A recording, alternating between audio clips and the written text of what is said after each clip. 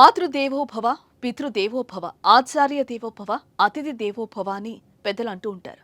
మన భారతీయ సంప్రదాయాల ప్రకారం జన్మనిచ్చిన తల్లిదండ్రులు జీవితానికి వెలుగునిచ్చే గురువుని మాత్రమే కాదు, ఇంటికొచ్చే అతిథిని కూడా దైవంగా భావిస్తారు మన భారతీయులు. అంటే అతిథి భగవంతునితో సమానమని భావించి గౌరవిస్తారు. ఇదే సంప్రదాయాన్ని తరతరాల నుంచి పాటిస్తున్నారు. అతిథి దేవో భవ అనే సూత్రం భారతీయ సంస్కృతిలో ఒక ముఖ్యమైన భాగం. దీన్నే భారతదేశంలో పర్యాటక రంగంలో కూడా ప్రచారం చేయడానికి ఉపయోగిస్తున్నారు. అయితే ఎవరైనా విదేశీయులు మన దేశంలో పర్యటించడానికి వస్తే భారత భూమి మీద అడుగుపెట్టిందే మొదలు తిరిగి వెళ్లే వరకు దైవంగా భావించి గౌరవిస్తారు. అన్ని విధాల సహాయ సహకారాలను అందిస్తూ ఆ విదేశీయులను తమ దేశానికి మంచి జ్ఞాపకాలతో వెళ్లేలా చేస్తారు.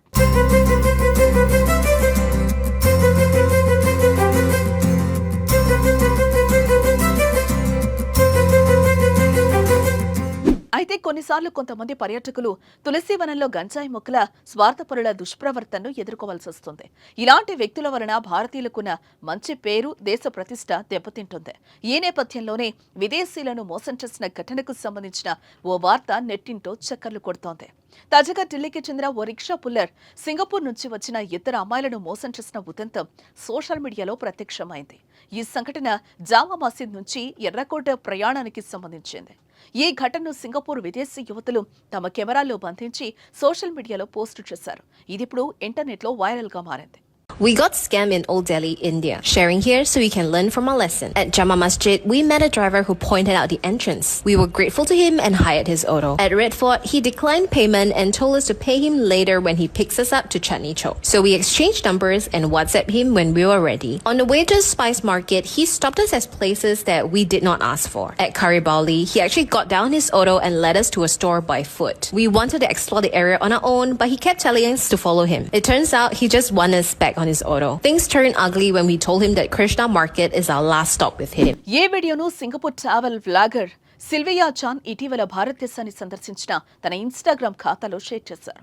ఢిల్లీలో ప్రయాణిస్తున్న తనను రిక్షా పుల్లర్ ఎలా మోసం చేశాడో తను ఈ వీడియోలో చెప్పింది. రిక్షా పుల్లర్ తమని జామా మసీద్ నుంచి ఎర్రకోటకు తీసుకుని వెళ్లడానికి ₹100 తీసుకుంటానని చెప్పాడని తెలిపింది.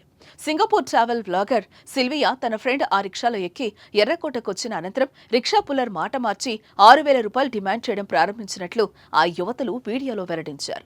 He then drove us to a random location 5 kilometers away from Chandni Chowk. Then he demanded payment of 6,000 rupees. We were stranded in an unknown place, so we had no choice but to pay him 2,000 rupees in the end. After getting the money, he just walked off. This was an unpleasant and scary experience for us. We always support local drivers, but this lesson has taught us that it might be a lot safer to just take an Uber. ఇష్టం లేకపోయినా ₹2,000 rickshaw puller కు డబ్బులు చెల్లించాల్సి వచ్చిందని Sylvia చెప్పింది. అంతేకాదు, ఎవరైనా సరే ఇలాంటి మోసానికి గురి కాకుండా ఉండాలంటే ఓలా, ఊబర్ వంటి సర్వీసులను తీసుకోవాలని, వాటికి ప్రాధాన్యత ఇవ్వటం సురక్షితమని సిల్వియా పేర్కొంది. జూలై 26న చేసిన ఈ పోస్ట్ క్షణాల్లో వైరల్ గా మారింది. సింగపూర్ టూరిస్టులను రిక్షా పుల్లర్ మోసం చేయడంపై చాలా మంది తమ స్పందనలు తెలియజేస్తున్నారు. భారతీయులమైనందున మేము అలాంటి వ్యక్తుల ప్రవర్తనకు మేము క్షమాపణలు చెప్తున్నామని కొందరు నెటిజన్లు వ్యాఖ్యానించారు. ఇలాంటి వాళ్ల వల్లే భారతదేశానికి చెడ్డ పేరు వస్తుందని, కానీ అందరూ అలా ఉండరని, అతిథులను మేము దేవుళ్లా చూస్తామని, మీకు జరిగిన దానికి మేము సిగ్గుపడుతున్నామని తమ భావాలను, జరిగిన సంఘటనల పట్ల తమ నిరసనను కమెంట్స్ రూపంలో తెలియజేస్తున్నారు.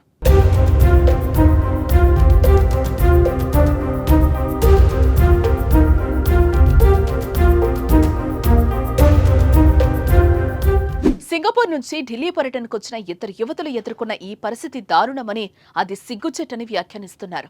ఈ తరహా ఘటనలు పర్యాటకులకు అసౌకర్యంగా ఉండటమే కాదు, దేశ ప్రతిష్టను దెబ్బతీస్తున్నాయని ఆవేదన వ్యక్తం చేస్తున్నారు. ఇటువంటి సమస్యలు మళ్లీ తలెత్తకుండా పరిష్కరించి పర్యాటక అనుభవాన్ని మెరుగుపరిచేలా తగిన చర్యలు తీసుకోవాలని సూచిస్తున్నారు. ఈ మేరకు రిక్షా పుల్లర్ టూరిస్టులను మోసం చేయటం ఇండియా టూరిజంకి మచ్చగా మారుతుందని నెటిజన్లు భావిస్తున్నారు.